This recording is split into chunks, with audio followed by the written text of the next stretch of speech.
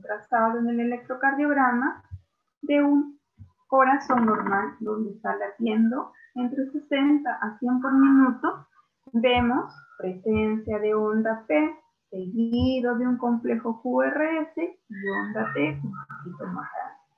Ahí se observa un ciclo cardíaco, se puede observar el sistema eléctrico del corazón. Estamos evaluando lo que es la frecuencia cardíaca de nuestro corazón. Más a detalle.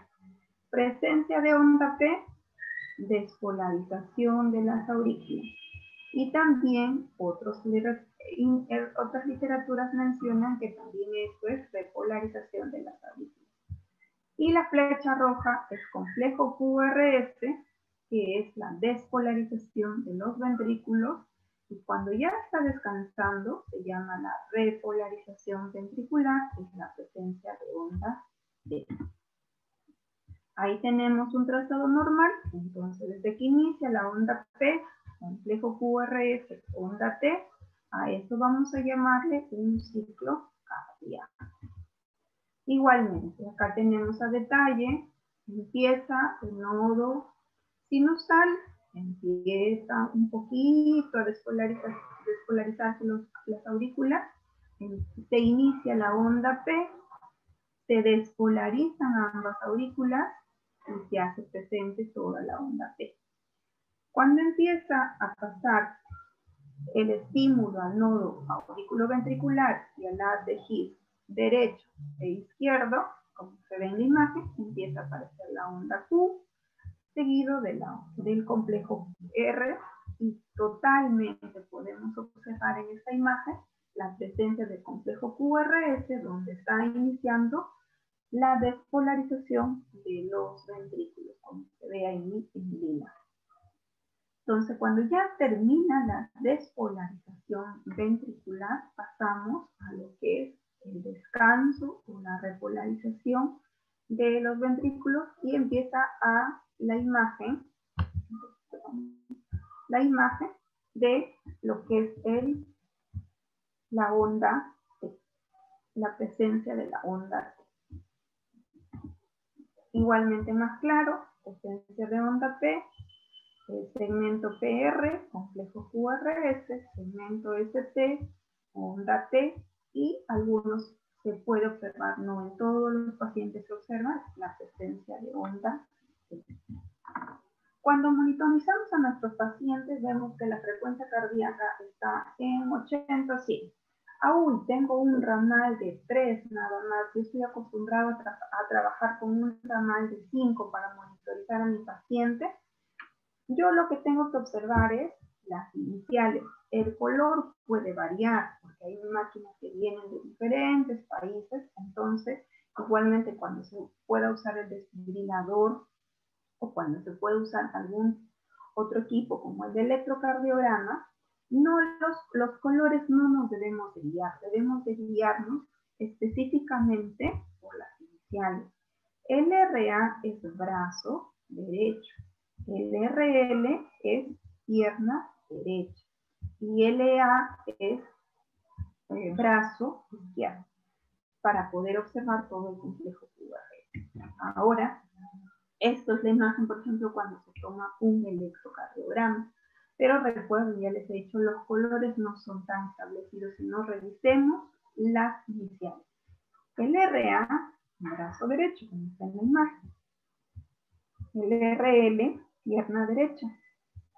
El LA, que es brazo izquierdo. Y el LL es pierna izquierda. Entonces ahí les muestro, hay 4 imágenes diferentes. Si ustedes se dan cuenta de los colores, por ejemplo, brazo derecho blanco, brazo derecho rojo, acá sí, brazo derecho blanco y brazo derecho rojo. Hay diferentes ramales, como este que tenemos, este es de 4, es blanco, negro, rojo y verde.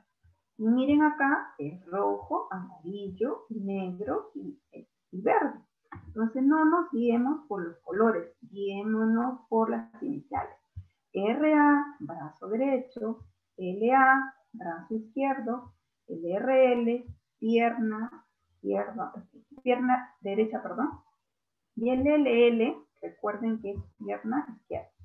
Normalmente nosotros ponemos los electrodos a nivel de la clavícula, tanto derecha como izquierda, y al término del reborde costal también vamos a poner los electrodos. Entonces eso va a ser nuestra posición, recordando trabajar con las iniciales, porque si se dan cuenta en los colores, mire, varía bastante.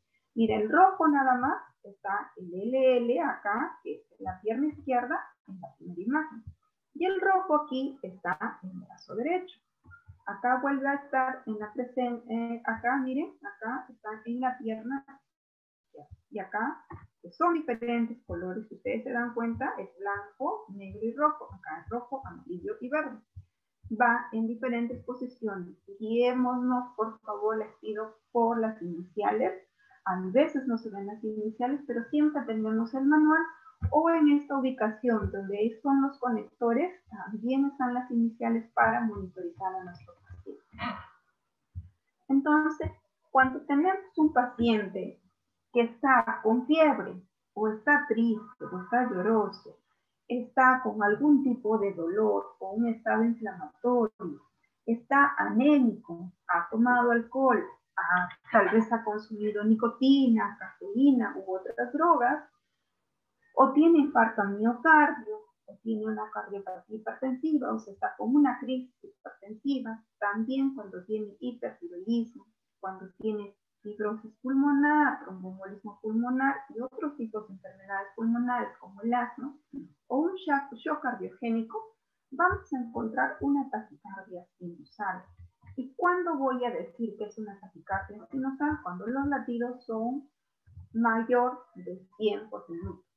Y si ustedes se dan cuenta en la imagen, si tomamos un electrocardiograma, los complejos QRS son más estrechos y son más continuos. Yo debo descartar desde lo más sencillo. Yo no puedo decir, mire, señor médico, usted me ha dicho que lo monitoriza el paciente, pero lo veo con taquicardia. Y no sé qué está ocurriendo o mis electrodos están mal. No, yo primero monitorizo, hago mi control básico, presión arterial, frecuencia cardíaca, temperatura y frecuencia respiratoria. Detecto que está con fiebre. Entonces, por ese motivo, yo voy a tener esa taquicardia. Entonces, no me debo preocupar mucho en ese momento hasta que no regule la fiebre. No puedo alertarme, estar muy alerta con esa taquicardia sinusal si es que no he bajado la temperatura. Si ya bajé la temperatura, tal vez con medios físicos que hace el enfermero, y después la medicación farmacológica que se puede indicar el médico, yo voy a ir descartando lo demás. Está anémico, tiene infarto, tiene crisis hipertensiva, tiene problema pulmonar, y así sucesivamente. Debemos de empezar la valoración de enfermería desde lo más sencillo, descartar de fiebre o también dolor. Un dolor intenso nos va a causar una gran molestia en este tipo de pacientes, como es la taquicardia sinusal. Cuando nosotros decimos manejo de disritmia, a eso me refiero. Buscar primero la causa de la taquicardia. Monitorizar a nuestro paciente al que esté más delicado. Si yo en mi primer control encontré con frecuencia de 120, 130 y tengo un solo monitor, al menos siquiera 1 hora o 2 horas debo monitorizar, porque yo lo considero a este paciente el más delicado, el que está taquicárdico, hipertenso, febril, hiperventilando. Entonces, este paciente para mí es el más delicado y debo de monitorizarlo. Eso es importante, buscar también nuestras causas. Y cuando nosotros pensamos en el lado contrario de este paciente, que podemos encontrar bradicardia. ¿Cuándo decimos que es bradicardia, por ejemplo? La bradicardia generalmente es cuando nuestra frecuencia está menos de 60 latidos por minuto, como se ve en la imagen. ¿En qué caso voy a pensar de una bradicardia? Y también voy a ir descartando problemas. Los atletas, por su mismo trabajo, el tipo de ejercicio que hacen, la mayoría van a hacer frecuencias menores de 60 por minuto. Al dormir, nuestra frecuencia cardíaca también va a bajar. Algunas personas que tenemos o tienen apnea del sueño, igualmente la frecuencia cardíaca va a bajar. En el lado contrario, teníamos que en el hipertiroidismo tenemos frecuencias cardíacas altas. En este caso, el hipotiroidismo tenemos frecuencias cardíacas bajas. Tratamientos con digitálicos o beta bloqueadores. Sí sería importante que alguien de ustedes que me esté escuchando me diga o me consulte sobre estos tratamientos digitálicos y beta bloqueadores, ¿no? Por favor, sería muy importante que ustedes me comenten si han tenido la experiencia de que algún paciente haya recibido digitálicos y beta bloqueadores y de qué tipo.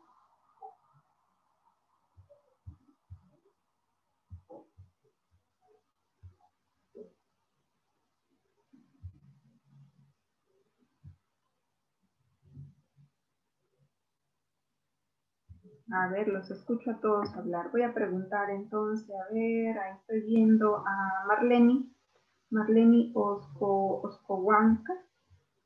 Voy a aprovechar en preguntar entonces, ahí que la estoy viendo a Marlene. ¿Has tenido experiencia, Marlene, con algún paciente que ha recibido algún beta bloqueador o digitálico? ¿O has encontrado algún paciente con frecuencias cardíacas menos de 60?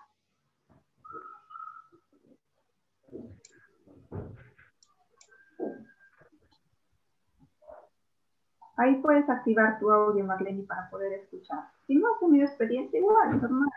Estamos en confianza y para que ustedes me digan, no, no tengo experiencia, o qué es un digitálico, qué es un beta bloqueador, porque la idea es aprender un poco, porque diariamente nosotros aprendemos un montón. Así es que sí sería importante que Marlene me comente si has tenido alguna experiencia o has encontrado algún paciente que con frecuencia cardíaca menos de 60. Pero ¿cómo puedo hablar con el oído?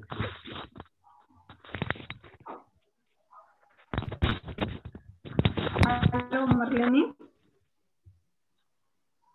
Nora, ¿está por ahí? O Marita. A ver si yo les estoy viendo por acá alguien que haya tenido experiencia, que al controlar a su paciente la frecuencia cardíaca sea menos de 60 o está necesitándole digital. Ya. Vamos a tener en cuenta si tenemos un paciente que viene con frecuencias de 40, de 50 por minuto y me comenta que está tomando lo más sencillo, atenolol.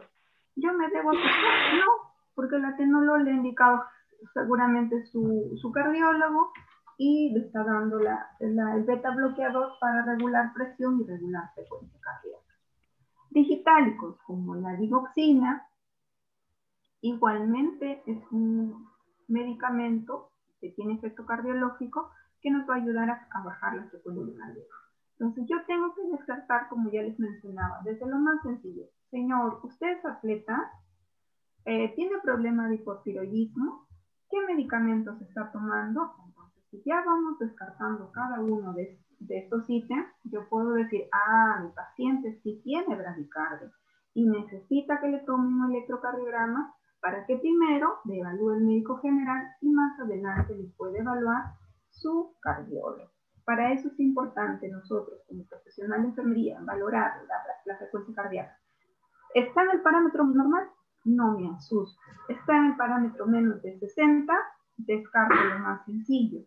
Si está en el parámetro más de 100 por minuto, igualmente empiezo a descartar fiebre, dolor, hipertiroidismo u otro tipo de enfermedad. Entonces en la imagen podemos observar, miren, una frecuencia cardíaca de 34, es una bradicardia y ya estamos diagnosticando un tipo de bloqueo, que generalmente los bloqueos lo maneja el médico y si se trata de algún atleta, nosotros vamos a tener en consideración, supongamos que está con 50 latidos por minuto, este atleta para él es normal, su frecuencia cardíaca es normal. Hay que considerar, por ejemplo, desde lo más sencillo ir descartando para poder atender, hacer la valoración completa de este tipo de pacientes. Seguimos. Puede ocurrir que me venga a mi centro hospitalario y lo traigan como en la imagen, ¿no? Miren, en la imagen están trayendo a un señor cargando y encima tienen que cargar por las gradas porque el ascensor está malogrado. Entonces, este paciente ha sufrido un mareo, un desmayo, un síncope y por ende tiene pérdida de conciencia. ¿Qué voy a descartar primero? ¿Cuánto está la frecuencia cardíaca? Si se accidentó, cómo fue el accidente, ya sufre varias veces de mareo, y tomar de base un electrocardiograma para descartar un famoso bloqueo. Eso es importante y básico para todos nosotros. Entonces, la valoración de la frecuencia cardíaca, así como tomamos nosotros el pulso a nivel de una arteria y controlamos por espacio de 1 minuto y tengo una frecuencia cardíaca de 100, de 60, de 40, de 130, debe ir acompañada de una evaluación del electrocardiograma. Debería de tomarse un electrocardiograma de este tipo de pacientes para que lo vea el médico general y más adelante, si realmente encuentran algún problema con ese paciente, ir descartando si tienen un bloqueo o si tienen una taquicardia, algún tipo de arritmia y pueda hacer su tratamiento más adelante, ¿no? Preguntas hasta ahí sobre frecuencia cardíaca. Ya hemos hecho el monitoreo de la frecuencia cardíaca, entonces yo quisiera que me digan, ¿hay alguna pregunta en relación a la frecuencia cardíaca? Entonces la valoración es importante. Tenemos el parámetro de 60 a 100 por minuto, menos de 60 es bradicardia y mayor la 100 es taquicardia. Si yo encuentro alguna normalidad, debo de tomar un electrocardiograma que es parte de la evaluación cardiológica. Preguntas para evaluar, por ejemplo, la frecuencia cardíaca y pasar a lo que es la presión arterial. Muy bien, seguimos entonces. La presión arterial la tomamos nosotros diariamente a través de una manga de presión donde insuflamos con la perilla y se va a expresar siempre en milímetros de mercurio. Una presión baja vamos a considerarla que sea menos de 80 sobre 50 milímetros de mercurio y vamos a encontrar que es una hipotensión. Tratamiento de una hipotensión. Primero es manejo de volumen. En casa, por ejemplo, cuando se encuentran presiones bajas, ¿qué dicen? No, bebe algo caliente, abrígate, realmente es ayuda. Pero si estamos dentro de un contexto hospitalario, nosotros vamos a buscar la causa. Una presión arterial de 80 sobre 50, que puede ser lo más básico, ha estado tal vez con deposiciones líquidas, ha perdido volumen, ¿y qué debo hacer? Reponer volumen. Si es un accidentado, ha perdido sangre, ¿qué debo reponer? Volúmenes y componentes sanguíneos. Entonces, ir descartando poco a poco las causas de una hipotensión. Si tengo el lado contrario, está con presiones altas, voy a considerar lo que dice la Sociedad de Cardiología. Una presión alta es considerada mayor de 140 sobre 90 y es considerada hipertensión. ¿Cuál es el tratamiento en este caso? Descartar. Tuvo cólera, tuvo estrés, tuvo algún problema familiar en el trabajo que le ha causado esta hipertensión. Una vez descartado esto, que no ha habido nada y la presión arterial es alta, entonces se tiene que hacer un monitoreo de la presión de manera continua. Puede ser en la mañana y en la noche de preferencia y hacer un seguimiento, pero en este caso de crisis hipertensiva se debe manejar con antihipertensivos orales que están indicados por el médico, ¿no? Recuerden que nosotros como enfermeros no tenemos la capacidad de administrar algún tipo de medicación farmacológica porque no tenemos respaldo legal. Podríamos sí darle tal vez lo más básico que es un capotil sublingual mientras se espera la evaluación médica, pero recuerden que no tenemos respaldo legal en la parte de la administración de fármacos, en este caso, por ejemplo, un capotil. Puede ocurrir que le des un captopril sublingual o un captopril bioral y la paciente es alérgica o el paciente es alérgico.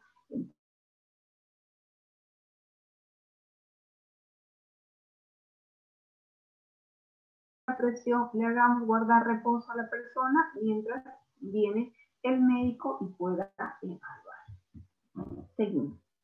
Cuando nosotros expresamos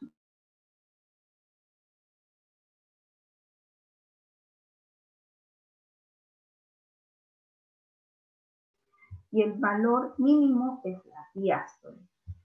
Cuando vemos en la imagen de esta onda es el trabajo de la válvula aórtica. En este punto tenemos la apertura de la válvula aórtica, la eyección o el trabajo ventricular, es la onda máxima, y empieza a cambiar de la sístole a la diástole, empieza a cambiar, o la caída de presión, pero ¿de quién estamos hablando? De la válvula aórtica. Ya les mencionaba que es importante manejar la medicación en este tipo de pacientes, ya sea con presiones altas o con presiones bajas. Como dice ahí, ¿no? En el manejo de la medicación en pacientes hipertensos o hipotensos debemos identificar la causa principal. ¿Qué le está causando? ¿La presión baja o la presión alta? Los vasodilatadores orales tal vez ha tomado mucho, no sé, enalapril o nifedipino, entonces hay que tener cuidado también con la medicación que está recibiendo. Toma diurético esta persona, también te causa hipotensión. El horario de la medicación, supongamos, tomó junto su diurético, el antihipertensivo, el antiarrítmico y viene con presiones bajas, es porque ha hecho de manera inadecuada su horario. Debemos solicitarle a la persona que nos ayude y que haga su control de presión arterial pediátrica. Se les dice que abren un cuaderno o una hoja en la mañana, antes de que empiece a hacer sus actividades, debería de controlarse la presión. Y en la noche, antes de descansar, debería también de controlarse la presión. Por eso es importante manejar la medicación. Entonces, la presión arterial es resultado de la presión ejercida sobre las paredes de las arterias durante la sístole. Y tocamos la manga, el manómetro y la perilla para insuflar, y nosotros encontramos el valor de 120 sobre 80, 130 sobre 90, 200 sobre 100, porque hemos encontrado también presiones altas, y estamos evaluando el trabajo del ventrículo izquierdo y que está eyectando por la válvula, pasa por la válvula aórtica y está pasando por las paredes de la aorta. Eso es lo que nosotros expresamos en este manómetro, 120 sobre 80, 200 sobre 100, y los sonidos nosotros lo podemos escuchar a través de nuestro estetoscopio. El sonido máximo y el sonido mínimo. El sonido máximo, recuerden que es la sístole, y el sonido mínimo es la diástole. Entonces, la presión arterial es la estimación de la perfusión a nivel de los tejidos. La presión arterial sistólica está determinada por el volumen sistólico proveniente del ventrículo izquierdo. Como se observa en la imagen, ventrículo izquierdo se eyecta y pasa por la válvula aórtica, por la gran aorta a todo el organismo. Eso es nuestra expresión de la presión arterial, lo que yo estoy escuchando. Está dada, dice, por la velocidad de eyección relacionada con la capacidad de la gran arteria aorta. Y la presión diastólica coincide, dice, con la relajación de los ventrículos y se establece con una resistencia vascular periférica. Acá cuando se eyecta es el valor máximo, y cuando empieza a descansar o hacer la diástole, ventricular, ahí tenemos el valor mínimo de nuestra presión arterial. Cuando nosotros manejamos pacientes en cuidados intensivos, lo que normalmente no manejamos la manga de presión. Nosotros trabajamos con un catéter invasivo o una línea arterial para controlar la presión. Entonces, cuando el médico te dice, voy a colocar una línea arterial, entonces debo alistar mi material.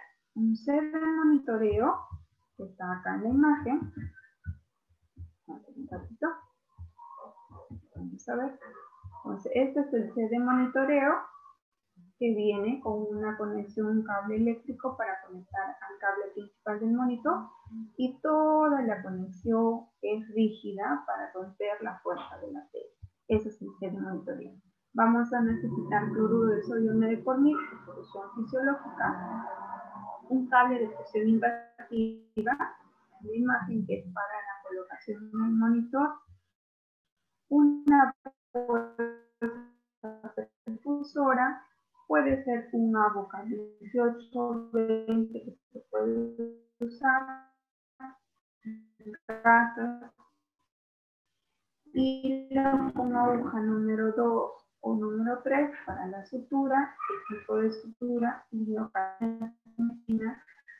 puedes usar resina o yodopovida. No una solución para poder hacer eso. Los materiales de bioseguridad personal, como mandilón, mascarilla, gorro, guantes estériles para hacer un procedimiento, porque esto es invasivo. Esta es la bolsa perfusora. No sé si lo han visto en algún momento. Normalmente, para romper la fuerza de la arteria, esta bolsa perfusora debe estar entre 200 a 300 milímetros de mercurio para que mantenga la perfusión de nuestra línea arterial. Normalmente el procedimiento se hace con el aislamiento, como le decía, es un procedimiento estéril, el aislamiento con los campos estériles, generalmente lo pone el médico porque es un procedimiento médico, previa a la limpieza, como yo les decía, ¿no? Utilizan clorexidina y alcohol o yodopovidona en solución, espuma y solución al final. Colocan la anestesia con lidocaína sin epinefrina y van a hacer la inserción del catéter previa a la ubicación adecuada del médico, y también la ubicación, en este caso vamos a colocar un catéter arterial a nivel radial. Entonces, tiene que estar bien expuesta, bien posicionada lo que es la muñeca del paciente para colocar el catéter. Por ejemplo, han utilizado acá un frasco, ¿no?, de suero para poder ubicar bien la línea arterial y colocar el catéter. Una vez que ya está colocado, vamos a conectar al set de monitoreo del catéter. Vamos a comprobar la onda, como ya les decía, acá, apertura de válvula aórtica, la sístole del ventrículo, cierre de válvula aórtica y lo que es la diástole del ventrículo. Y la fijación del catéter generalmente se hace con 2 puntos de sutura. Acá ya está colocado el catéter arterial. Este sí es un catéter arterial, no es un ABOCA. Se puede trabajar si no tenemos material con ABOCA 18-20. Y también hay catéteres arteriales que son específicos, que tienen la longitud un poco más larga. Así se ubica. Esta es una línea arterial radial que está colocada, y esta llave nos va a servir para permeabilizar y también para tomar muestras. Y en la imagen, en el monitor, vamos a observar este tipo de onda. Si inserta, dice, un catéter arterial y se conecta a un transductor de presión que convierte y amplifica la presión arterial en forma de onda eléctrica para el registro positivo. Generalmente nuestros pacientes de COVID que entran a la UCI y están en estado crítico necesitan el monitoreo de mañana, tarde y noche. Y sí es esencial que tengan este tipo de línea arterial para el monitoreo de gases arteriales y también el monitoreo de los exámenes de laboratorio. Para ahí sí es muy esencial. Para hacer la calibración o el cerado, lo llama, para hacer una medida exacta de la presión arterial media, nosotros necesitamos calibrar. Para la calibración, yo voy a cerrar la llave que va al transductor principal y voy a abrir al medio ambiente para poder ubicar el cero en el monitor y empezar a dar el valor exacto de la presión arterial. Vamos a ubicarnos también en el eje flebostático. Esto es un set para eje flebostático, pero también podemos colocar en el brazo, como se ve en la imagen. Tomamos en cuenta línea media axilar y cuarto espacio intercostal. Generalmente nos ubicamos a nivel de la aurícula derecha o de aurículas en general, para medir presión arterial media, presión venosa central y para medir gasto cardíaco. Ustedes ven, acá está el set de monitoreo, está ubicado en la línea media axilar, el cuarto espacio intercostal. A eso llamamos el eje flebostático que nos va a servir para la calibración. Donde está la flecha, es decir, la llave cierran para la conexión que va a la fuente eléctrica y abren la tapita roja, nos ubicamos en 0 en el monitor. Una vez ubicado el 0, se vuelve a cerrar la llave, se vuelve a su posición normal como está en la imagen y se logra la calibración y tenemos una onda y una presión exacta de la presión arterial media. Entonces vamos a seguir revisando lo que es el eje flebostático.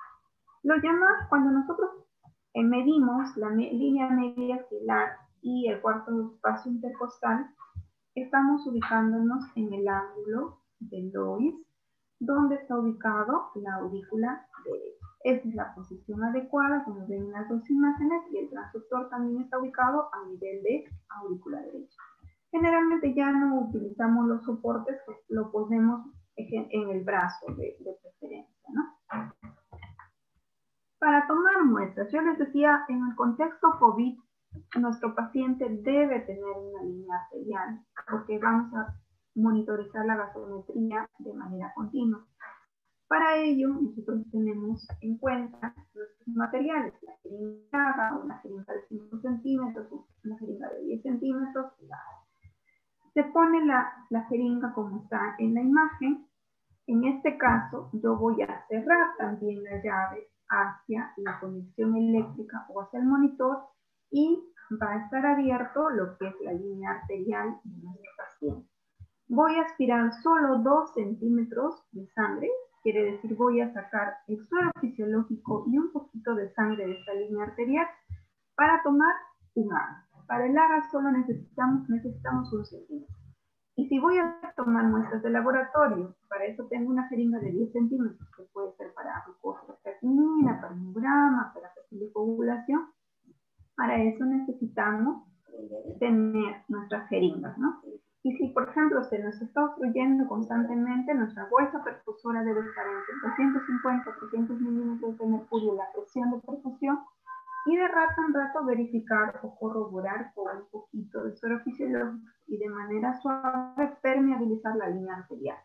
Si está con mucha resistencia, no se debe forzar esta línea arterial. No se debe forzar porque recuerden que se forma trombos y este trombo es peligroso y puede transportarse a alguna parte del organismo. Cuando observamos el monitor, ustedes recuerdan que le dije, este es el trabajo de la válvula aórtica, apertura de válvula aórtica, sístole del ventrículo izquierdo, cierre de válvula aórtica y lo que es la diástole del ventrículo. Esa es la imagen que vamos a observar. Y acá tenemos un pequeño video sobre la imagen que nosotros vamos a observar, cómo se observa una línea arterial. Ahí en la imagen ustedes pueden observar toda esa línea roja es una onda de presión arterial media. Como pueden ahí ver en la imagen, apertura de válvula aórtica, sístole ventricular, cierre de válvula aórtica, y lo que ya está cayendo viene a ser la... Ahí también vamos a aprovechar ese video pequeño donde vamos a ver también la onda de presión venosa central y está en un valor de 17 y 18. La frecuencia cardíaca que está en ritmo sinusal, también una frecuencia cardíaca que ahí en el video está de 74, está dentro del parámetro normal. Entonces, esto es un monitoreo hemodinámico. Presión venosa central, presión arterial media, saturación de oxígeno, frecuencia cardíaca y frecuencia respiratoria. Eso es lo que hacemos diariamente nosotros en nuestro quehacer hospitalario. Vamos a seguir. Preguntas hasta ahí sobre presión arterial no invasiva e invasiva. Hemos hecho una revisión así rápida de la presión no invasiva, y de la invasiva sí nos hemos dado tiempo ¿No? de ver el procedimiento. Sí, la escucho, la escucho. Buenas tardes, licenciada, es una molestia. ¿Aló, me escucha? Sí, la escucho, la escucho. ¿Aló? Una La escucho, consulta, colega. un favor. Una consulta referente a la línea arterial, lo que usted menciona, ¿podría repetir, o sea, cuál es el objetivo de la arterial y la PAM? ¿Cuál es el Claro, objetivo? O sea, ¿cuál es mire, si nosotros cuál es el tenemos, objetivo que hay que hacer? si dentro del contexto COVID estamos, es para monitorear gases arteriales. Ya. Ahora, si estamos dentro de un shock, recuerden que estamos manejando este tipo de pacientes en una unidad de cuidados intensivos para manejar inotrópicos y volúmenes. Primero, volúmenes. Recuerde que los enfermeros sí podemos empezar a reponer volúmenes. Si encontramos a un paciente con una presión de 8,5 y ya le colocaron una línea arterial, ¿qué puedo ir haciendo yo? Reponiendo volúmenes. Iniciamos con cloruro de sodio. Si es que tenemos por ahí una gelatina, que es la policilina más común, o el Emacel, reponer tal vez con policilina. No responde este paciente a volúmenes. Ya le hice también lo que es la posición de Trendelenburg, porque también nos ayuda. Y empiezo a usar, porque el médico me indica, adrenalina, norepinefrina o dobutamina, dopamina, que son generalmente para manejar shock hipovolémico. Para manejar el shock hipovolémico. Y yo puedo monitorear, porque recuerden, las drogas inotrópicas las monitorizamos minuto a minuto.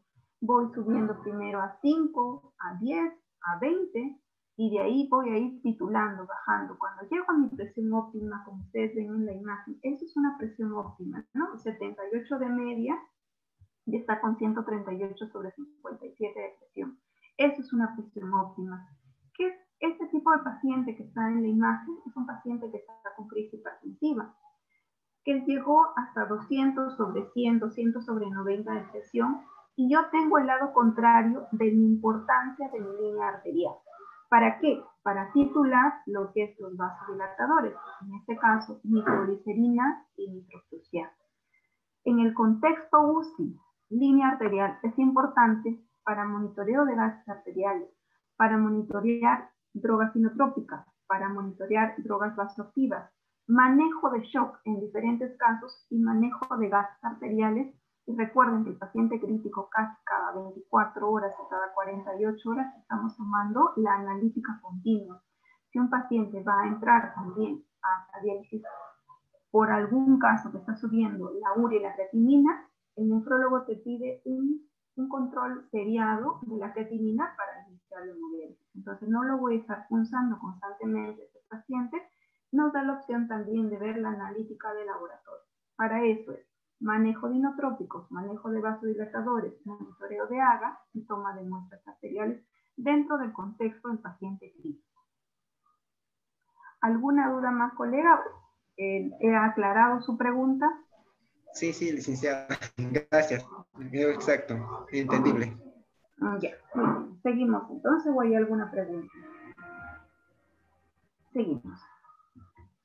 Entonces, cuando ya tenemos nuestra medida, nuestra frecuencia cardíaca, medida nuestra presión arterial, ya sea no invasiva o invasiva, también el médico ha colocado un catéter venoso central y generalmente está ubicado a nivel de la aurícula derecha, esa catéter.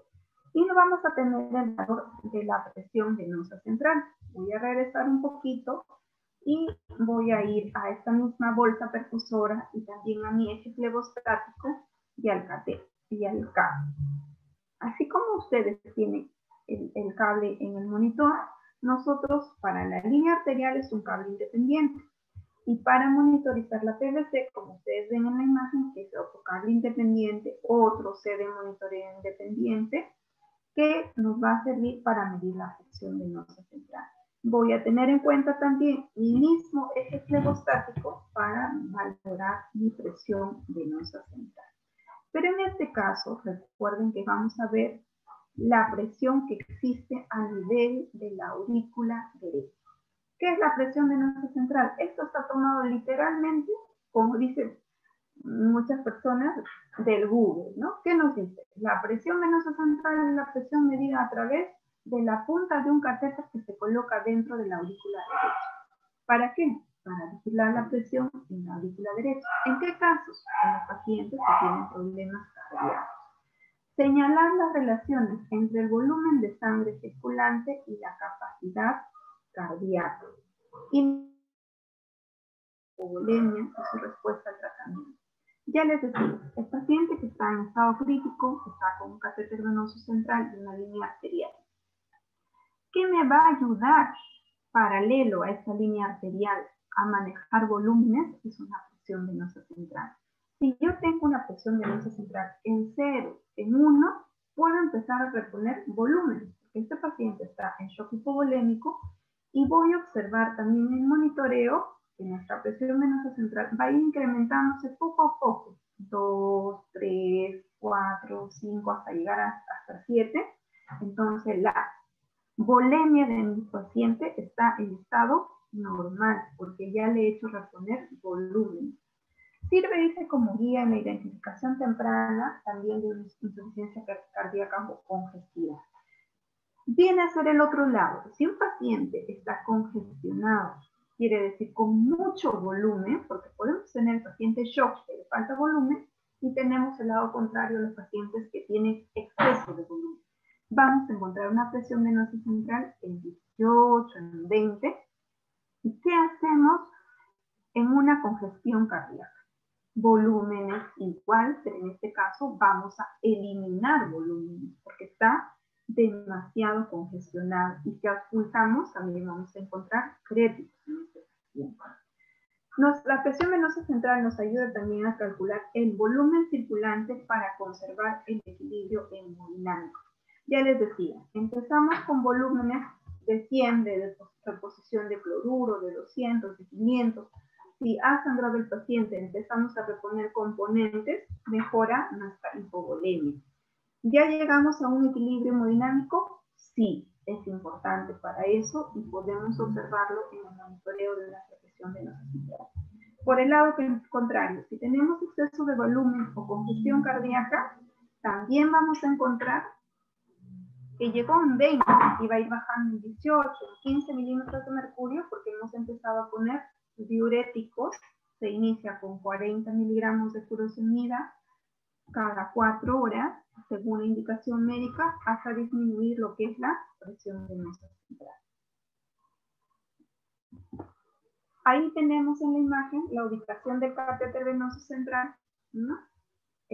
Acá está el cable, está conectado al monitor principal.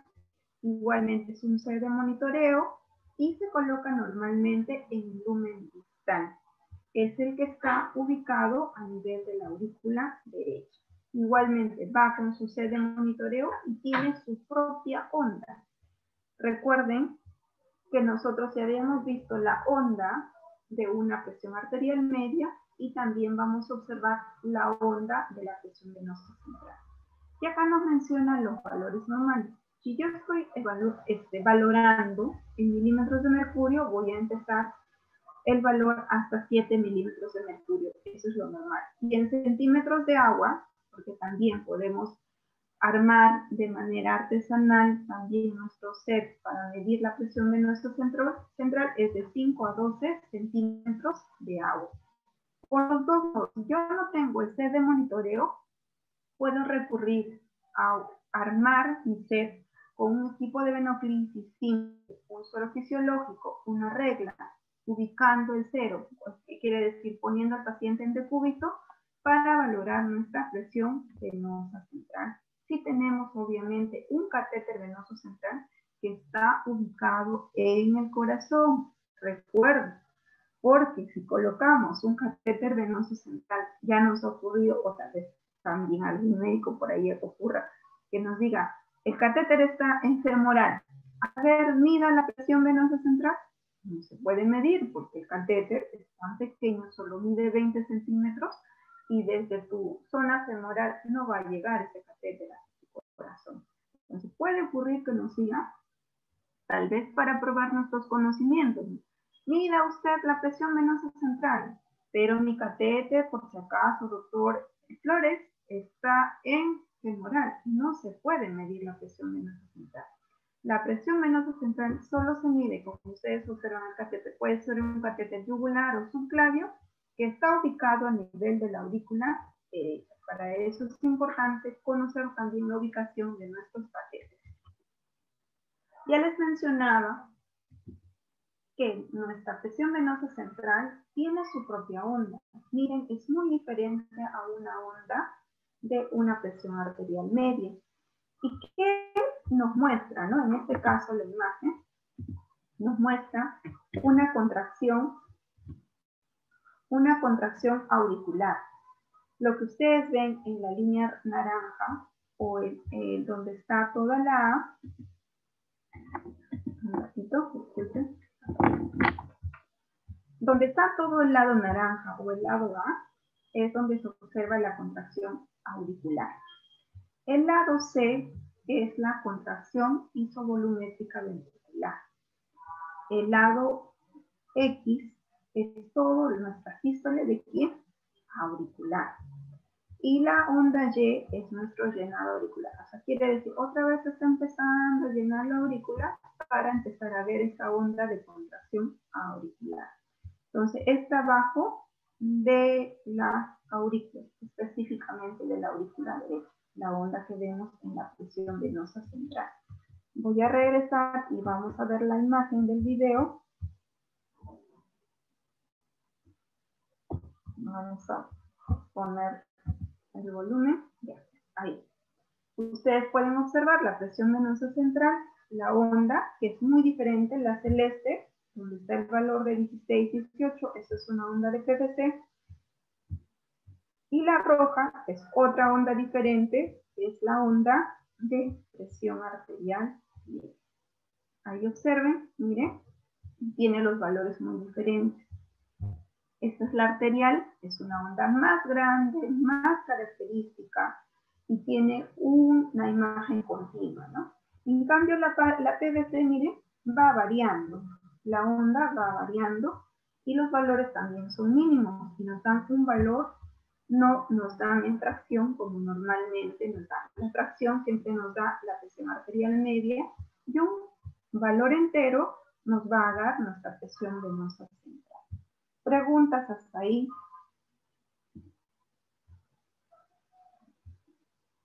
¿Para qué me sirve la presión venosa central? Para reponer volúmenes, igualmente para eliminar volúmenes, para valorar lo que es en un estado de shock. Para eso nos sirve la presión venosa central. Ahora vamos a hacer un repaso más o menos de la frecuencia respiratoria y un poco también de oxigenoterapia, que también hemos trabajado y seguimos trabajando con el contexto de nuestros pacientes de COVID, ¿no?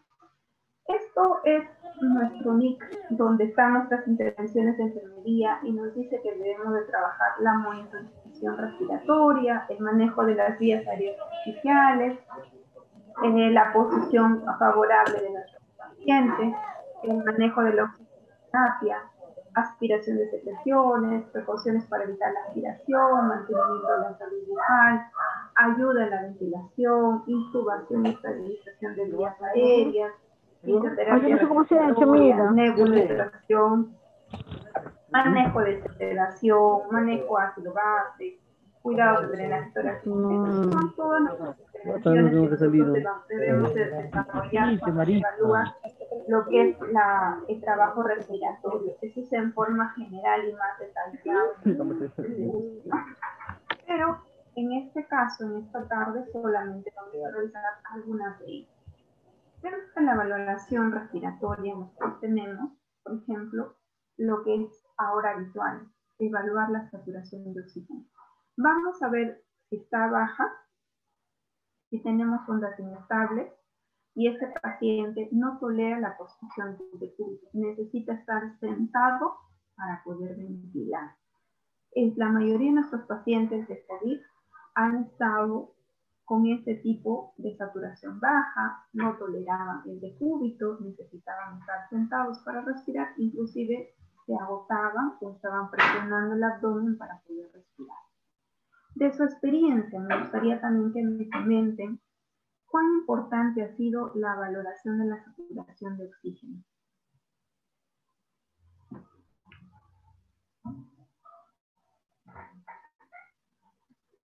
Ahora todos tenemos casi en casa un saturador de oxígeno, ¿no? Que nos ayuda bastante a poder determinar si está oxigenando bien o está ya con algún problema respiratorio en nuestro paciente. Igualmente este saturador, aparte de darnos la saturación, nos da la frecuencia cardíaca, que también podemos observar bradicardia, frecuencia cardíaca normal y también taquicardia. Es un indicador muy importante que nos puede ayudar a poder hacer una valoración respiratoria. ¿Qué debemos observar en este tipo de pacientes dentro del contexto COVID? Observar la intranquilidad y la falta de aire, observar si hay presencia de disnea, vigilar la frecuencia, ritmo, profundidad y esfuerzo de la respiración, auscultar sonidos respiratorios. Yéndonos un poco más atrás, decía, ¿no? Cuando un paciente está congestionado vamos a escuchar crépitos porque es demasiado volumen. Y si escuchamos roncantes es porque hay presencia de secreciones. Y si escuchamos sibilantes, quiere decir que este paciente tal vez tiene antecedentes asmáticos. Si tenemos en el intrahospitalario una gasometría de base, eso sería lo ideal. Pero si tenemos un saturador, nos ayuda un montón a determinar que ese paciente tiene necesidad y falta de aire. ¿Y qué debemos hacer frente a esto? Instaurar un tipo de tratamiento respiratorio. Acá pueden observar que tenemos tres tipos de máscaras. Desde la más sencilla, el Venturi, un nebulizador y una máscara de reservorio. Para mí sí sería importante que ustedes me comenten de estas tres máscaras, ¿cuáles han usado, si es que han manejado algún tiempo, en algún momento con sus pacientes de COVID? ¿Cuál de estas tres máscaras han usado?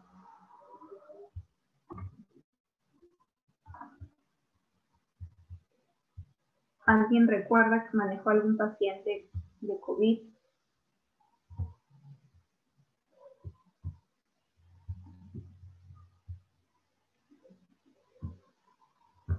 Ya, nadie se recuerda. Vamos a seguir entonces. Dentro del contexto de paciente portador de coronavirus, no se usa la máscara de Venturi ni tampoco se usa un nebulizador. ¿Por qué? Porque la diseminación del virus, del coronavirus, sería más alta y nos dañaría a nosotros como personal de salud. Entonces, estas dos máscaras quedaron restringidas dentro de este contexto de pandemia. ¿Qué hemos usado más? Solo la máscara de reservorio o la cánula binasal. Para eso es importante tener en cuenta esta imagen. Dentro de la oxigenoterapia también tenemos que debemos de dar acceso a la permeabilidad de las vías aéreas, preparar el equipo de oxígeno y administrar a través de un sistema de humidificación o calefacción activa, ¿no? Administración de oxígeno de manera adecuada, comprobar la posición del paciente, es importante, la pronación. Asiste con una bigotera, asiste con una máscara de reservorio. La posición de prona ha ayudado bastante a estos pacientes después que entre a UCI. Controlar la eficacia de la oxigenoterapia a través de un pulsómetro y si tenemos una gasometría sería lo ideal, ¿no? Y retirar de manera gradual también el dispositivo de oxígeno. Recuerden, así como nos hace bien algo, si también usamos en exceso, hay toxicidad por oxígeno. Así que debemos evitar eso. Y si ya el paciente está saturando mejor y vamos pasando de una máscara de reservorio a una cánula binasal y gradualmente disminuyendo el consumo de oxígeno y mejorando su permeabilidad de las vías aéreas. Dentro de la oxigenoterapia tenemos varios beneficios: mejorar las funciones cardíacas y neuropsicológicas, revertir si el paciente tiene la policitemia. En este caso, en nuestros pacientes de coronavirus, ¿qué vamos a mejorar? La leucemia, es algo obvio, ¿no? Beneficios más adelante en un paciente que está delicado, que te aumenta de peso, mejora la calidad de vida. Recuerden que hay pacientes que manejan el oxígeno a nivel intradomiciliario y le ayuda también a mejorar sus actividades de su vida cotidiana. Esto es una revisión de un trabajo de investigación del 2018 que hacen, ¿no? Es un estudio donde dicen, ¿la oxigenoterapia es de beneficio? Sí. ¿Por qué? Porque mejora las funciones cardíacas, neuropsicológicas y también va mejorando, parece mentira, que es algo tan sencillo, nuestras actividades cotidianas, mejora la capacidad para desarrollar ejercicio y le hace una persona que se integra a la vida social, porque muchos ya se incorporan con su balón de oxígeno a trabajar tal vez en actividades más livianas a las que hacían anteriormente. Dentro de los dispositivos que nosotros tenemos de oxígeno, igualmente tenemos a las cánulas o gafas nasales, ¿no? Cánulas nasales o gafas nasales. Son dos pequeñas cánulas de material de plástico que aproximadamente miden 1 centímetro nada más de longitud, que se mantienen en su posición con un sistema de fijación por detrás de la oreja. Podemos encontrar las cánulas con esta curvatura recta. Igualmente, estas son curvas delgadas y estas son curvas más gruesitas. Y estas son las curvas un poco más intermedias, se puede decir, ¿no? Son curvas intermedias y generalmente nosotros hacemos la protección a nivel, la colocación de la cánula atrás del pabellón auricular. Y hay que estar observando porque también hemos tenido lesiones de piel por el uso ajustado de las cánulas nasales o gafas nasales. ¿Cuáles son los beneficios o qué nos dice la literatura sobre las cánulas o gafas nasales? La concentración de oxígeno en el aire inspirado no es estable y debe de muchos factores, en este caso de la anatomía de las fosas nasales, la frecuencia cardíaca, la frecuencia respiratoria y el patrón ventilatorio. Esto hace, o sea, la desventaja que nos puede generar las cánulas, esto hace, dice que no sean muy utilizadas en la situación aguda, pero por su comodidad es más utilizado en pacientes que están estables, así como la oxigenoterapia en domicilio. La mayoría de las personas que han manejado el coronavirus en el hogar, con sus balones de oxígeno, recuerden que había un montón de personas que hacían cola para rellenar sus balones de oxígeno. ¿Cómo lo manejaba? Con cánula y nasal, porque es muy difícil manejar en el hogar con una máscara de reservorio. Se consumiría más rápidamente un balón de oxígeno. ¿Cuánto nos da una cánula binasal? 1 litro, 24%. 2 litros, 28%. 3 litros, 32%. 4 litros, 36%. Y 5 litros, 40%. Es una cánula de alto flujo, que solamente nos da hasta un máximo de 40% de CO2. Para eso nos sirven estas cánulas nasales. ¿Las hemos usado en COVID? Sí. Dentro del contexto generalmente intradomiciliario y en algunos pacientes en el intra. Recuerden que las máscaras de Venturi que vamos a realizar solamente es por una revisión bibliográfica que lo hacemos, pero no se ha usado dentro del contexto COVID, por si acaso. ¿Sí? Esto se basa, dice, en el principio de Bernoulli. ¿Qué quiere decir? Yo tengo una caja y en esa caja lleno el oxígeno y le hago un huequito pequeño o le hago una ventanita. Eso ocurre lo mismo con la máscara de Venturi. Recordemos que tenemos en el Venturi bajo flujo y alto flujo. Entonces, cuando nosotros graduamos, como ustedes ven, antiguamente había los colores para graduar el sistema Venturi. Ahora tenemos solo un color que es el verde, pero el que cambia es el adaptador blanco o el adaptador verde. El verde es para sistemas de bajo flujo y el blanco es sistema de alto flujo. Y nos va dando, ¿no? 15 litros, 50%. Generalmente ahora se ha hecho 12 litros, que es 40%, y 9 litros es 35%. Son los sistemas de alto flujo y trabajan con el sistema Venturi. Suministra una concentración de oxígeno es hasta el máximo 50%. Cuando trabajamos el Venturi en bajo flujo, nos vamos a empezar a dar desde el 24%, 28% y 36%, 35%, ¿no? Así vamos dando nosotros el oxígeno a través del sistema Venturi. Acá está la imagen, miren. Yo les decía, cuando se habla de Venturi es gradual. Tenemos una caja llena de oxígeno, le abrimos una ventanita. Si esa ventanita le vamos haciendo un orificio más grande, un orificio más grande o un orificio más pequeño, vamos graduando, por ese principio de Bernoulli funciona el sistema Venturi. No es usado en coronavirus, ¿por qué? Por la diseminación del virus, no se usa. La máscara de reservorio sí se usa dentro del paciente que tiene coronavirus. Generalmente, acá nosotros revisamos en la imagen.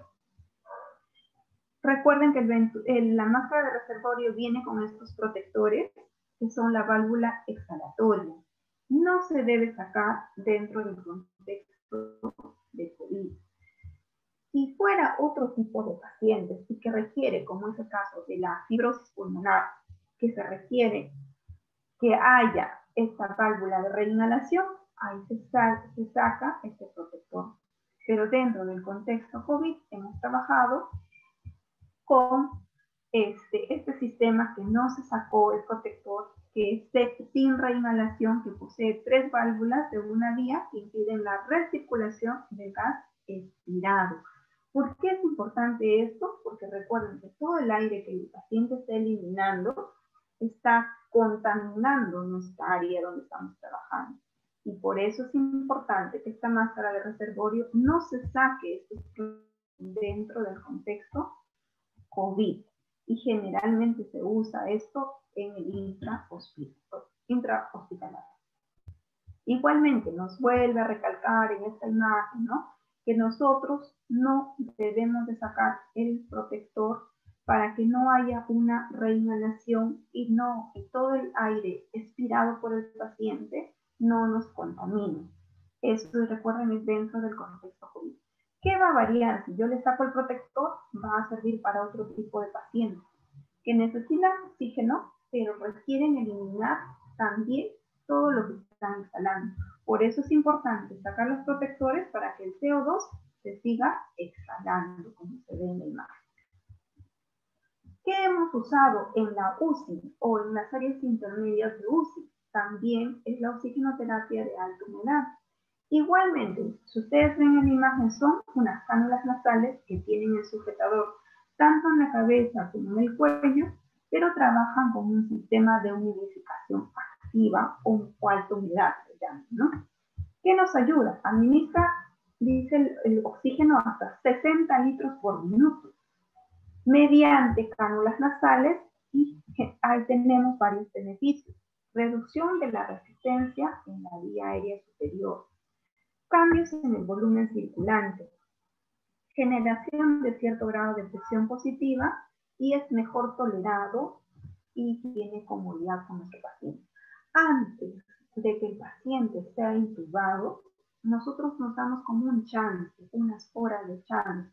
El paciente entró con cánula binasal, pasó a reservorio, ya le estoy poniendo la cánula de alta humedad, pero la saturación no mejora y seguimos sacando unos AGAs que nos hacen caer el PO2 y retener más CO2. En este caso, el paciente es candidato para la intubación. Pero vamos pasando de paso, haciendo pasos, ¿no? Cánula binasal, reservorio, cánula de alta humedad, y nuestro siguiente paso viene a ser la intubación. Dentro del tratamiento o manejo de la oxigenoterapia, también recuerden que había lo que es el manejo de enfermería en el caso de aerosol terapia. ¿Qué dice? Es la administración de un medicamento por vía inhalatoria. No todos nuestros pacientes de coronavirus han sido candidatos a este manejo. Algunos que tienen fibrosis, que tienen asma o tienen algún problema pulmonar de base han requerido la nebulización o también han requerido la administración de esta medicación a través de lo que es la nebulización. ¿Pero por qué? Para administrar un tipo de antibiótico. Nosotros hemos usado, por ejemplo, la colistina por inhalatoria en algún tipo de pacientes que tienen gram negativo. Normalmente la nebulización en este tipo de pacientes que estoy comentando es dentro del contexto COVID, es dentro del circuito de ventilación mecánica. Pero como en la imagen se ve, no se nebuliza en los pacientes de coronavirus. Está prohibida la nebulización en este tipo de pacientes. Si este paciente requiere nebulización, está dentro de ventilación mecánica y dentro de un circuito cerrado, sí se puede hacer. ¿Para qué? Para administrar un medicamento, como dice ahí la literatura, pero en coronavirus no se realiza la nebulización por si acaso. La nebulización está indicada fuera del contexto de coronavirus, que es la administración de una solución salina más un medicamento y el oxígeno. ¿Para qué? Generalmente en los casos de los pacientes asmáticos. Para manejar crisis de broncodilatación, ¿no? Crisis de broncoespasmo, crisis de sibilantes, para eso se maneja, o el tratamiento antibiótico, para eso se maneja los nebulizadores. Y los inhaladores igualmente se usan dentro del ventilador mecánico. Pero si nuestro paciente requiere y tiene coronavirus, sí se debe usar, pero con el manejo de la aerocámara. Recuerden que es importante manejar la aerocámara o el famoso espaciador con este tipo de pacientes que se requiere la administración de algún tipo de inhalador. Estos son los cartuchos presurizados o inhaladores de dosis de medida. También hay de dosis de polvo que se puede usar, generalmente lo que nosotros conocemos, ¿no? Salbutamol, bromuro, beclometasona, esos son los más comunes que tenemos para inhalar a nuestros pacientes. Dentro de la ventilación mecánica, sí es importante, tenemos diversos dispensadores, y si este paciente es asmático, tiene coronavirus y necesita su inhalador, debe usar su espaciador para evitar también la contaminación de nosotros como personal de salud y también a los pacientes que pueden estar alrededor de él. ¿Preguntas hasta ahí?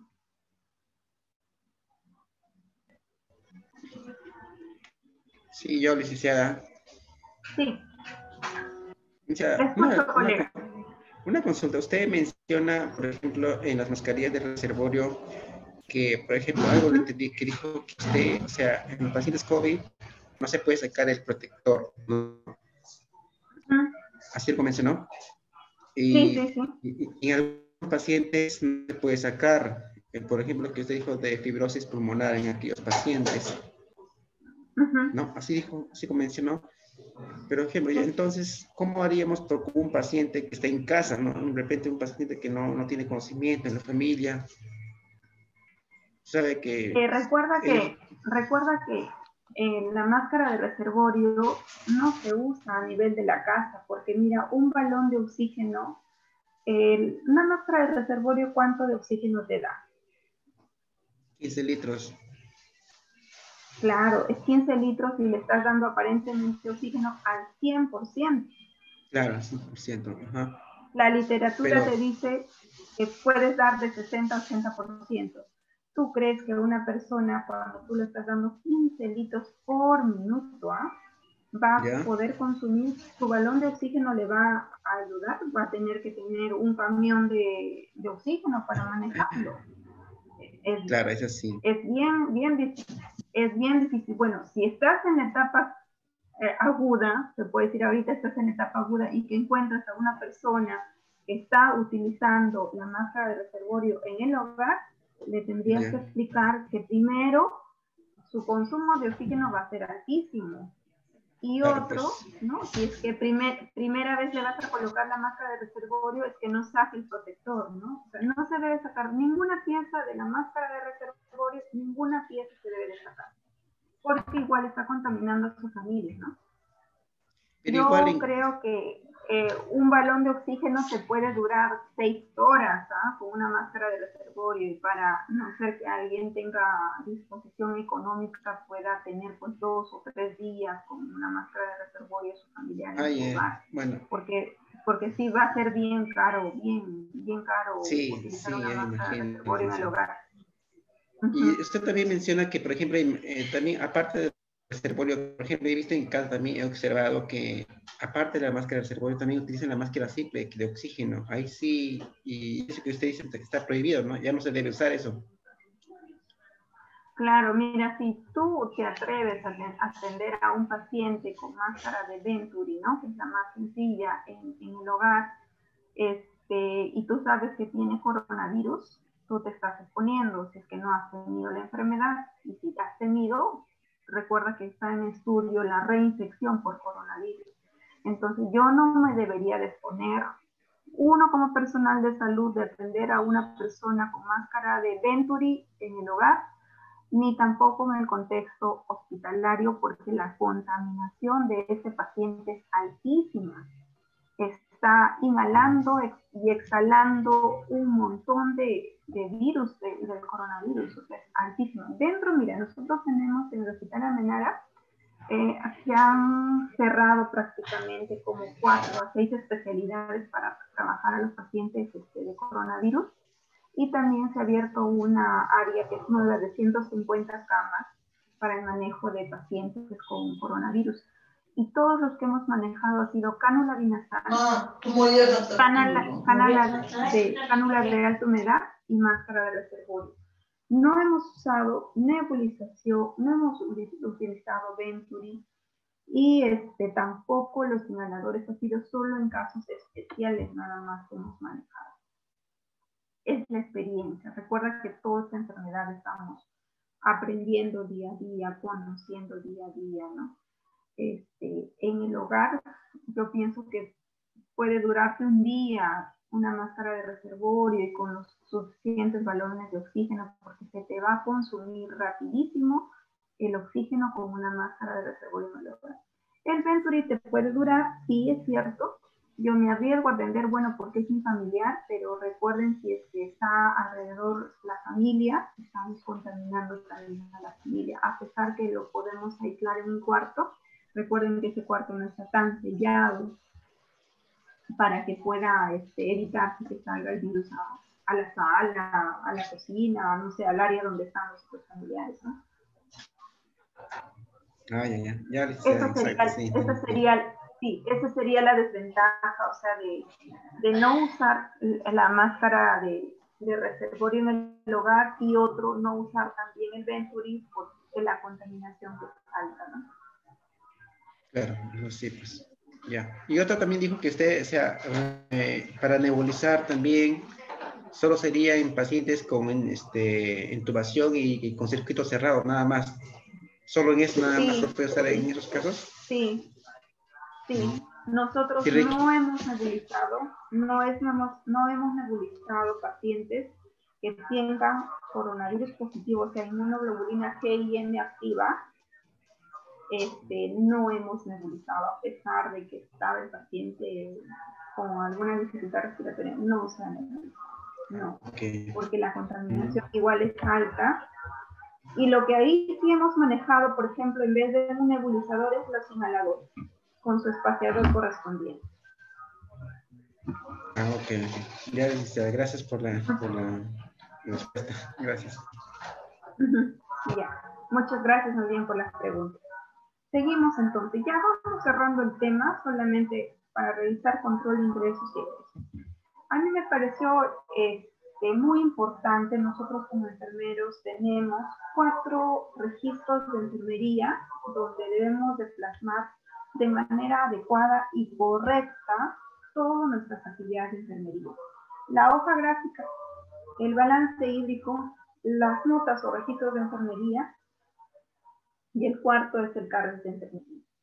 Dentro del Ministerio de Salud, para los que trabajan en el Ministerio de Salud, y también dentro de Salud, nosotros tenemos como un rango de evaluación cuando se hace específicamente el balance hídrico. Si tú registras en tu balance hídrico de manera correcta los ingresos y los egresos, tienes 6 puntos en cada ítem. Si es manejo vía oral, por ejemplo, te dan 6 puntos. Vía parenteral también 6 puntos. Agua de oxidación igualmente te asignan 6 puntos. Transfusiones, el total de ingresos, cada uno de estos ítems te dan un valor de 6 puntos. Y quiere decir que estamos desarrollando un balance hídrico de manera adecuada y oportuna. ¿Para qué creen que será importante un balance hídrico en nuestro caso de enfermería? Porque también hay balance hídrico que hace el anestesiólogo, hay balance hídrico que hace el mismo médico internista, pero dentro de enfermería yo tengo que ser minucioso en mi balance hídrico. Como ven en la imagen, tengo que registrar qué ingresa por vía oral, y si está con alimentación mixta, o sea, qué ingresa también por sonda nasogástrica o por sonda nasoyeyunal. Estamos dándole agüita libre. Los pacientes de coronavirus toman bastante agua, tienen bastante sed, ventilan. Esa hiperventilación les hace generar pérdida de líquidos y por eso tienen sed. Entonces, ¿cuánto de agua libre le estoy dando? Debo de registrarlo de manera estricta. Está con hidratación suerofisiológico de esposa, y igualmente debo registrar qué medicamentos endovenosos, qué medicamentos por vía oral, por sonda nasogástrica, qué solución hiperosmolar le hemos dado. Y hablábamos en el caso de shock, le hemos pasado policilina o hemacel, entonces estamos revisando qué tipos de volumen le estamos dando. Transfusiones. Nosotros registramos solamente plasma, plaquetas, crin precipitado dentro del balance hídrico. No registramos sangre porque es un volumen corpuscular, pero ya depende de cada política, de cada institución, ¿no? Y si nosotros tenemos línea arterial, presión venosa central, gasto cardíaco, igualmente también hacemos el registro de volumen, porque recuerden que esa bolsa perfusora tiene una presión y está haciendo presión a un frasco de suero fisiológico y está pasando un aproximado de 3 centímetros por cada hora para mantener permeable mi línea arterial y mi catéter venoso central, y también se está midiendo gasto cardíaco. Consideramos dentro de los ingresos el agua de oxidación. El agua de oxidación nosotros multiplicamos el peso por 0,3, que es una constante. Esto puede variar en pacientes quemados, en pacientes febriles. Hay diversas tablas para poder utilizar lo que es el agua de oxidación. Dentro del contexto que nosotros trabajamos, lo hacemos el peso por 0,3 el agua de oxidación. ¿Qué es el agua de oxidación? Que se gasta en el metabolismo, por ejemplo, de los alimentos. En el metabolismo celular, a eso se llama agua de oxidación. Dentro de los egresos que consideramos la diuresis, el vómito, residuo gástrico, secreciones biorales, secreciones por tubo, secreción de herida, deposiciones, si tiene drenaje pleural, pericárdico, mediastínico, un Jackson Tract, un tipo de drenaje en general, entonces se va considerando ese tipo de drenaje. Dentro de las pérdidas insensibles, nosotros tenemos que hacer la multiplicación peso por 0,5. ¿Y qué representa las pérdidas insensibles? El respirar nos genera pérdidas insensibles. La sudoración también nos genera pérdidas insensibles. Todo lo que no vemos, a eso se llama pérdidas insensibles, que están dentro de nuestros egresos que consideramos en el balance hídrico. Nosotros también manejamos el balance hídrico del día, que es la suma total, ¿no?, de todos nuestros ingresos, menos lo que es nuestros egresos.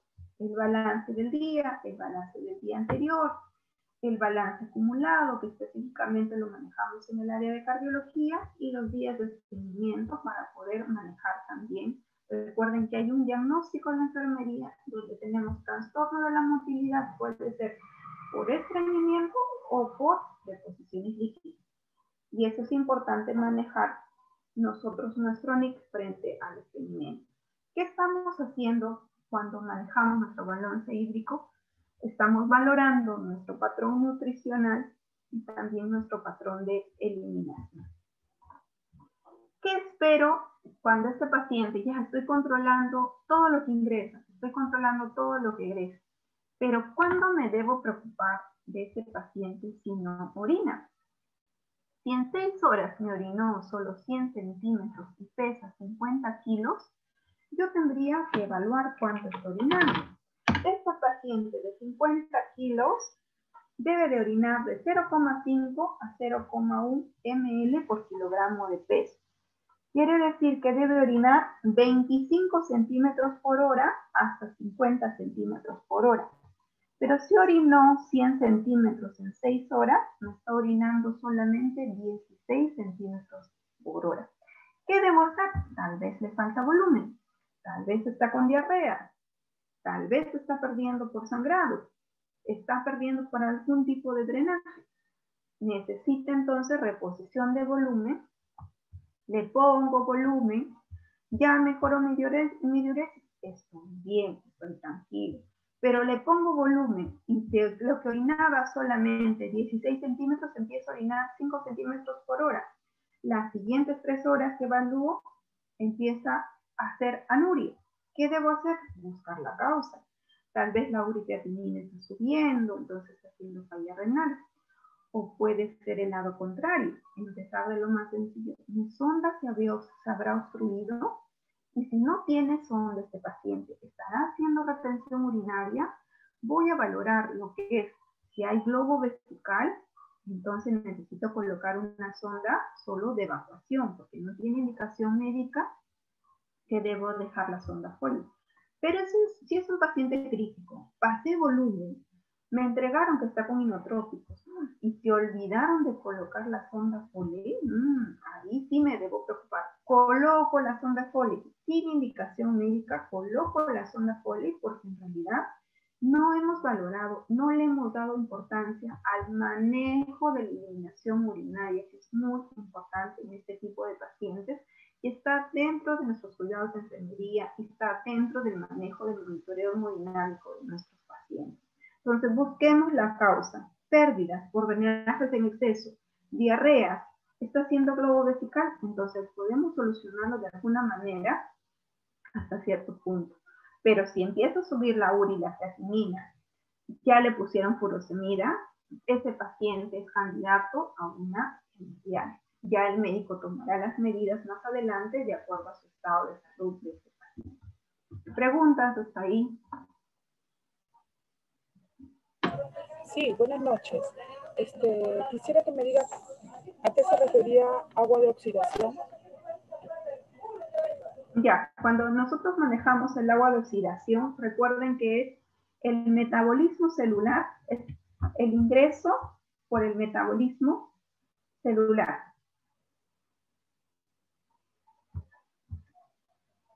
¿Me escucha? Sí, muchas gracias. Sí. Y cuando hablaba de pérdidas insensibles, es todo lo que no vemos, ¿no? La sudoración, las pérdidas por respiraciones, cuando hiperventila el paciente, por ejemplo, a eso se refiere todo lo que son pérdidas insensibles. Y el agua de oxidación es por el metabolismo celular. Metabolismo celular.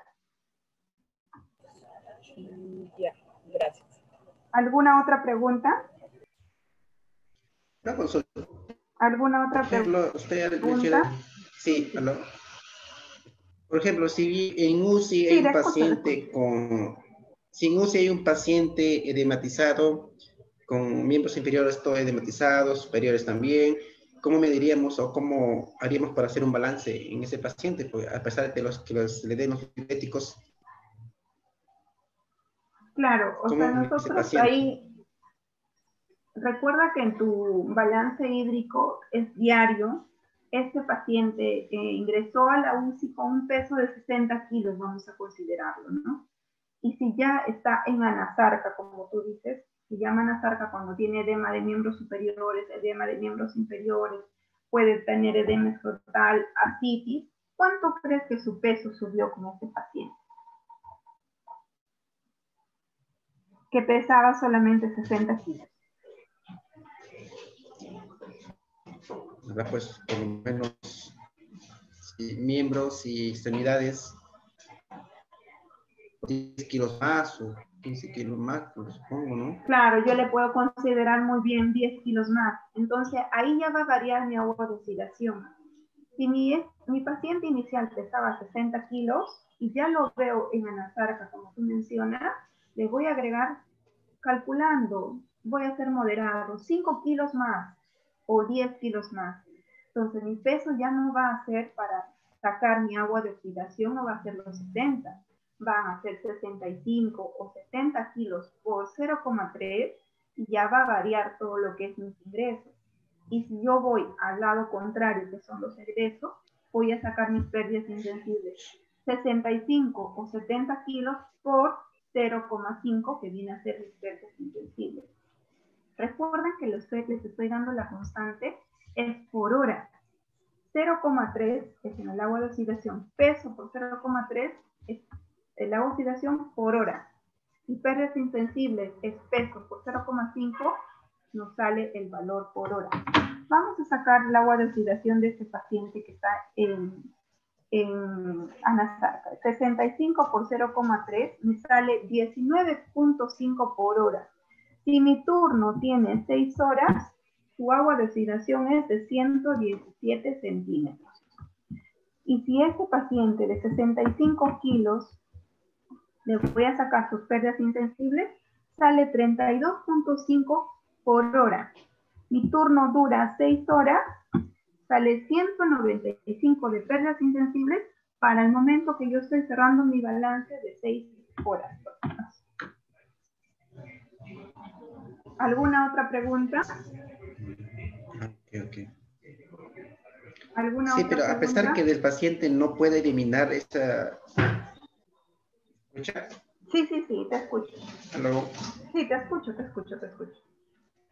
pesar que ese paciente no puede eliminar, o sea, nuestra precaución o nuestro objetivo es que el paciente pueda eliminar, ¿no?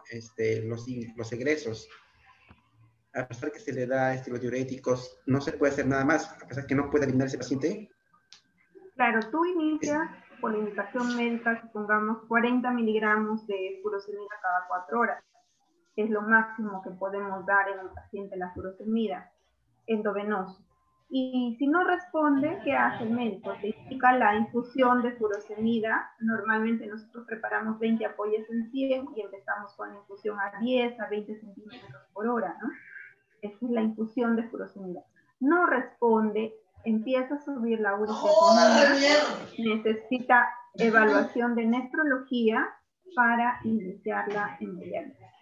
Porque ya estamos como pasando cada etapa, ¿no? Iniciamos 40 cada 4, la siguiente etapa fue infusión de furosemida, no hubo respuesta, y la siguiente ha sido la evaluación de nefrología porque está subiendo la uricreatinina de ese paciente. Y en todo paciente también, sí, gracias, más bien, gracias. Y en todo paciente sí o sí va a ir, todo paciente sí o sí va a ir una sonda Foley, ¿verdad?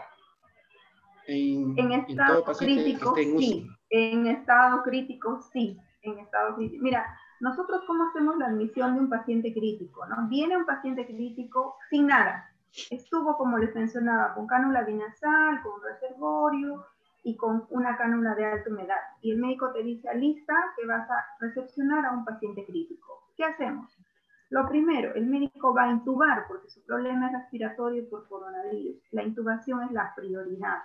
Se intuba al paciente, se conecta a ventilación mecánica y se instala todo lo que tenías que instalar. Sonda de circuito cerrado, condensadores, todos los adaptadores para que no estés desconectando tu ventilador de manera continua. Segundo paso, colocación de un catéter venoso central para empezar las drogas. Previo a esto, el paciente que te han transferido tiene una vía periférica y con eso estás pasando volumen, esa sedación, lo que sea necesario. Coloca el catéter venoso central el médico y ya puedes iniciar infusión de pseudoanalgésicos, midazolam, fentanilo, beturonio, lo que te indique el médico. Inicia para mejorar el patrón respiratorio. Una vez relajado el paciente, ya tiene catéter venoso central, se coloca una línea arterial. Una vez colocado la línea arterial, se toma la gasometría, cultivos de ese paciente y todos los laboratorios de base.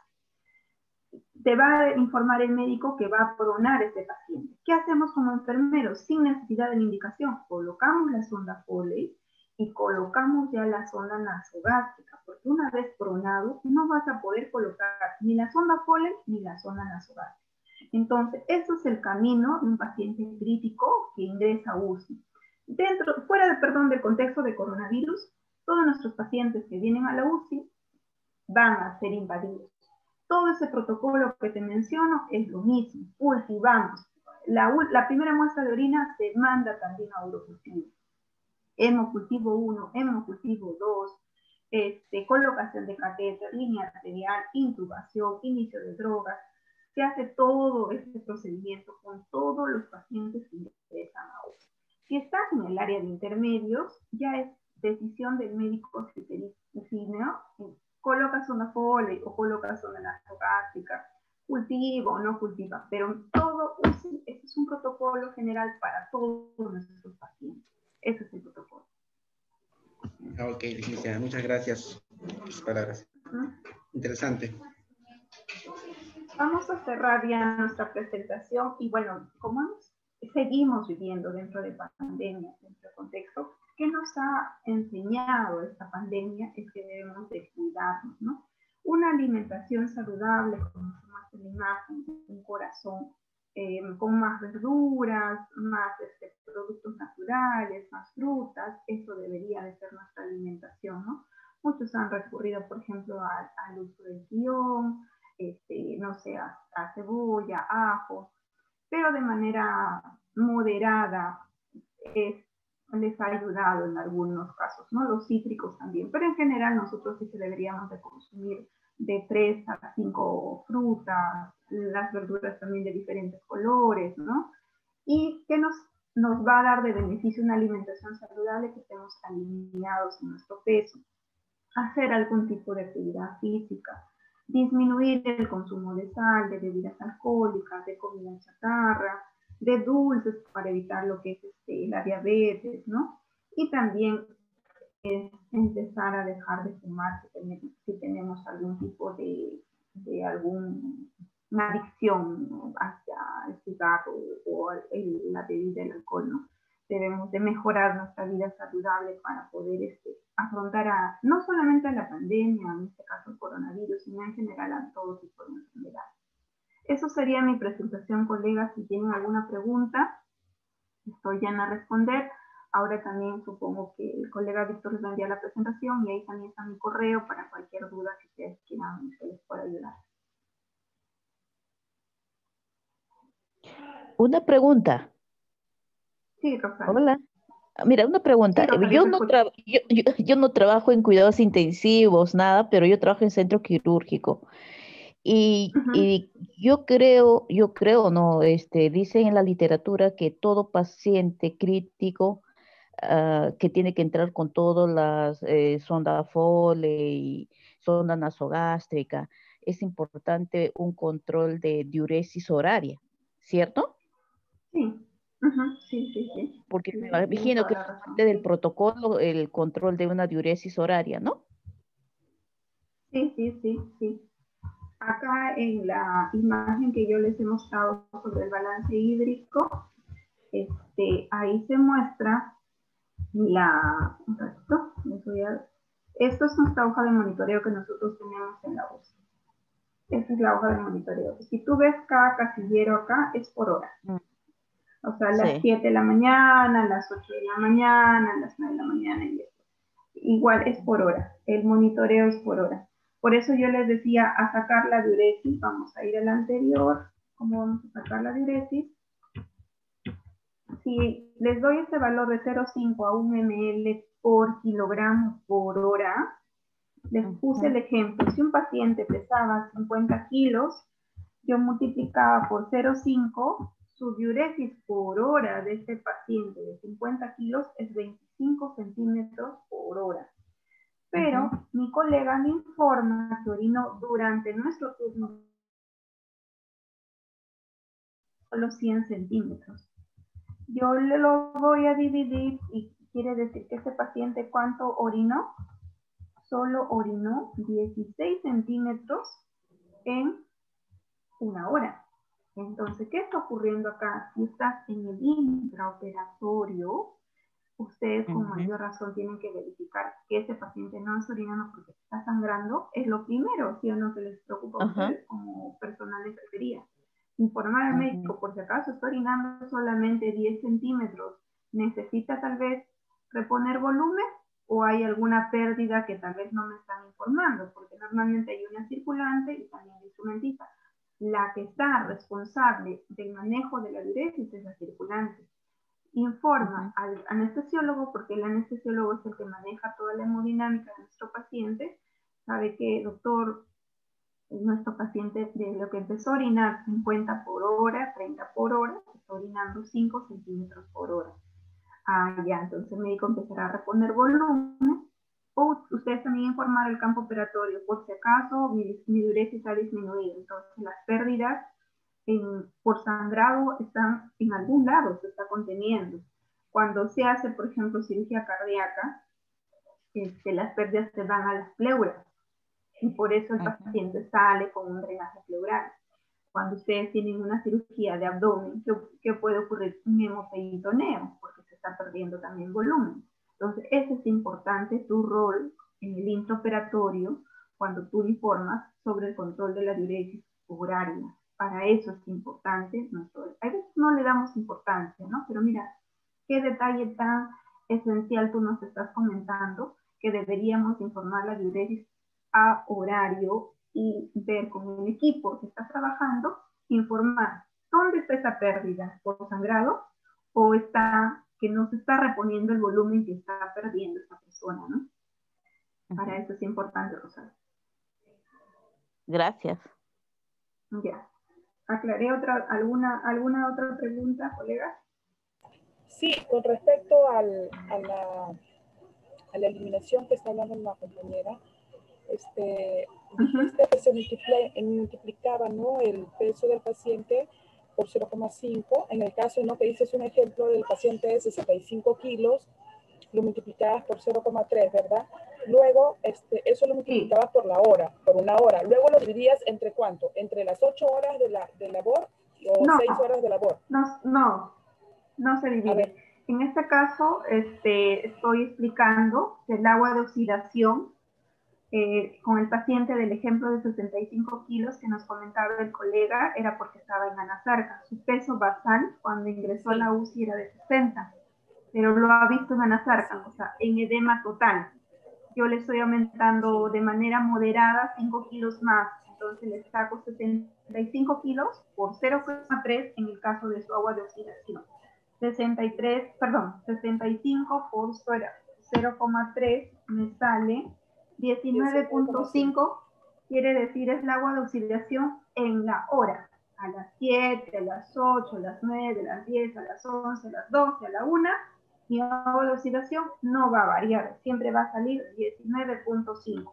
Yo voy a multiplicar por 6 porque mi turno es de 6 horas y me va a salir 117. Ahí yo voy a cerrar mi balance, ahí cierro, ahí ya estoy cerrando mi balance. Voy a sumar cuánto de ingresos por vía oral, cuánto de agua libre, cuánto de suero fisiológico, cuántos medicamentos, cuánto de medicamentos endovenosos orales, transfusiones he tenido y mi agua de oxidación. Sumo todos mis ingresos, pero recuerda de las 6 horas, no necesitas ya dividir. Ya. Ya, está bien. Muchas gracias. Sí, lo mismo ocurre con las pérdidas insensibles. 65 por 0,5 nos sale 32.5. Mi turno es de 6 horas, me sale en total 195. Entonces sumo cuánto orinó en total en las 6 horas. Orinó 500 de diuresis, que me orino entre 50, 80, 100 cada hora, así variado, pero sumado total mi diuresis es 500. Vomitó 100 de vómito, sumo. Secreciones, sí, por tubo endotraqueal considero 20. Hizo deposición, más o menos 200, ¿no? Tiene drenaje pleural, me vino 100. Mis pérdidas insensibles es 195 en total, mis 6 horas. Estoy sumando mis 6 horas en general para cerrar mi balance. No necesito dividir. Ya, ahora sí, ya te entendí. Ya, muchas gracias. ¿Alguna otra pregunta? Muchas gracias, colegas, por la participación activa y me da mucha alegría que puedan haberme hecho preguntas porque esa es la idea, aprender todos. Y como les menciono, yo con el colega Víctor les voy a mandar la presentación y cualquier cosa me escriben a mi correo para poder ayudarles en los temas que son de mi competencia, ¿no? Gracias, colegas, por la invitación. Gracias.